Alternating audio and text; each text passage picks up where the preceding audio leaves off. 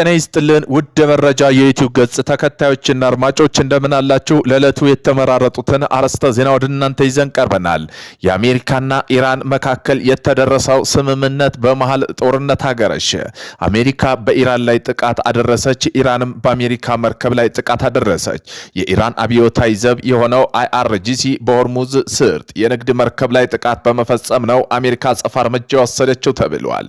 አብዮታዊ ዘቡ በመርከቦች ላይ ያነጣጠረ ጥቃት ማድረሱን አረጋግጧል። ይህም የሁለቱም ወገኖች የተኩስ አቁም ልውውጥ የ60 ቀናት የተኩስ አቁም ስምምነቱ ላይ ተጽዕኖ ሊኖረው እንደሚችል ተገልጿል። በዚህም ጉዳይ በዜና ጥንቅራችን በሰፊው እንመለከተዋለን። አሜሪካ በሱዳን ግጭት አባባሾች ላይ አዲስ ማዕቀብ ጣለች። ትናንት በወጣው የዩናይትድ ስቴትስ የውጭ ጉዳይ ሚኒስቴር ይፋዊ መግለጫ መሰረት አሜሪካ በሱዳን ላይ ያለውን አስከፊ ጦርነት የሚያራዝሙ አካላት ላይ ጠንካራ ማዕቀብ መጣሏን አስታውቃለች። በዚህም ጉዳይ የዜና ትንታኔ ያካተናል።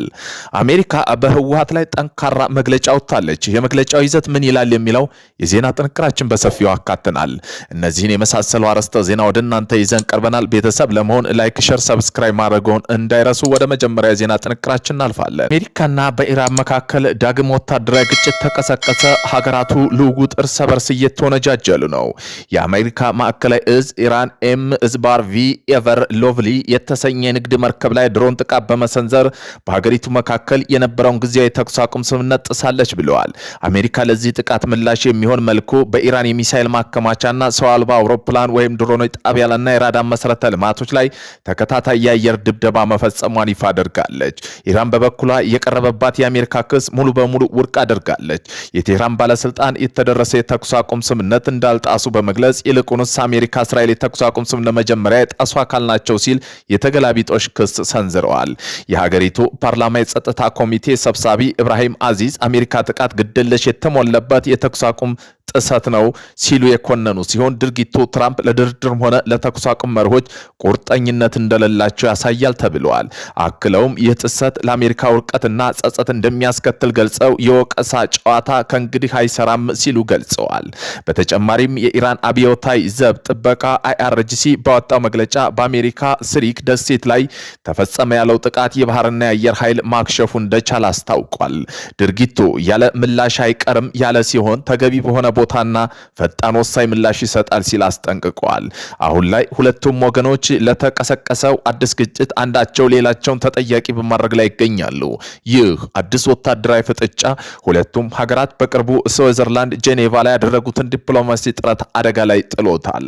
በሀገራቱ መካከል ምንም አይነት የመጨረሻና ቋሚ የሰላም ስምምነት ያልተፈረመ ሲሆን ስዊዘርላንድ ጄኔቫ ተካሂዶ የነበረው ውይይት የጊዜያዊ ተኩስ አቁም ስምምነቱን እሱንም ተከትሎ ለቀጣይ ድርድር መነሻ የሚሆኑ ፍኖተ ካርታ ለማዘጋጀት የተደረገ ነበር።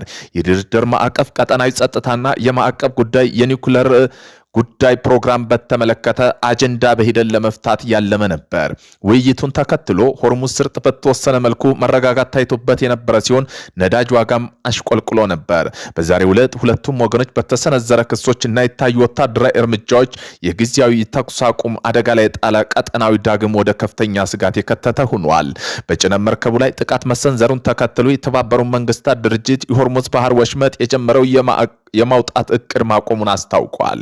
የተባበሩት መንግስታት ድርጅት ዓለም አቀፋዊ ባህር ላይ ድርጅት በሆርሙዝ የባህር ወሽመጥ ተዘግቶ የቆየ 11000 በላይ መርከቦች ለማስወጣት አቅዶ የነበረውን ተግባር በውሃ ላይ በሚጓዝ አንድ የጭነት መርከብ ላይ ጥቃት በመሰንዘሩ ምክንያት ለጊዜው አቋርጧል። የድርጅቱ ዋና ጸሐፊ የሆኑት አርሲዮ ዶማኒዝ እንደገለጹ ከሆነ በርካታ ጀልባዎች ቀደም ብለው እንደመጡ የተደረገ ቢሆንም ድርጅቱ ግን አስፈላጊ የደህንነት ዋስትና በተሟላ ሁኔታ መቀጠል ማረጋገጥ ይፈልጋል።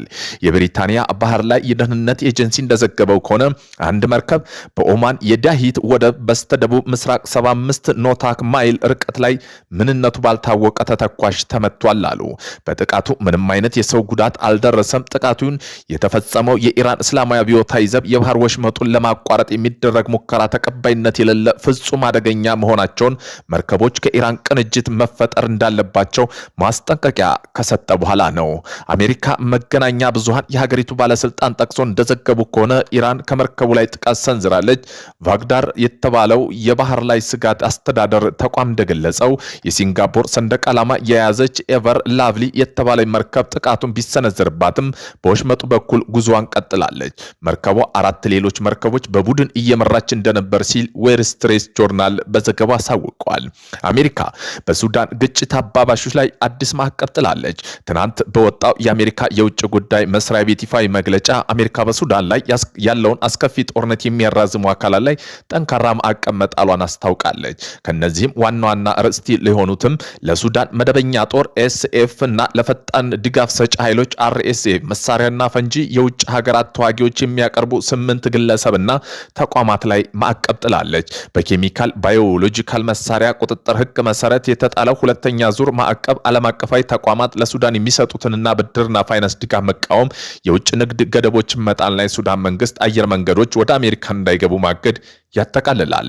የትራምፕ አስተዳደር ተፋላሚ ወገኖች ግጭት በአስቸኳይ አቁመው ሰብአዊ እርዳታ ያለምንም እንቅፋት እንዲደርስ እንዲፈቅድና የውጭ አካላት ጣልቃ ገብነት እንዲቆም ጥሪ አቅርበው ነበር።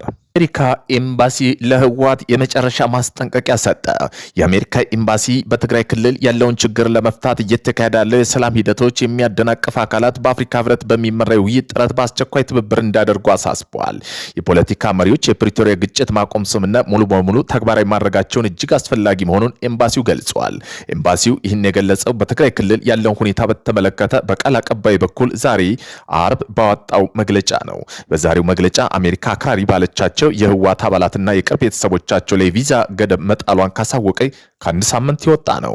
ዛሬ የአሜሪካ ኤምባሲ መግለጫ ህወሓት በቀጥታ ባይጠቅስም ሆን ብለው የሰላም ሂደቶችን የሚያደናቅፉ አካላት የሚል አገላለጽ ተጠቅሟል።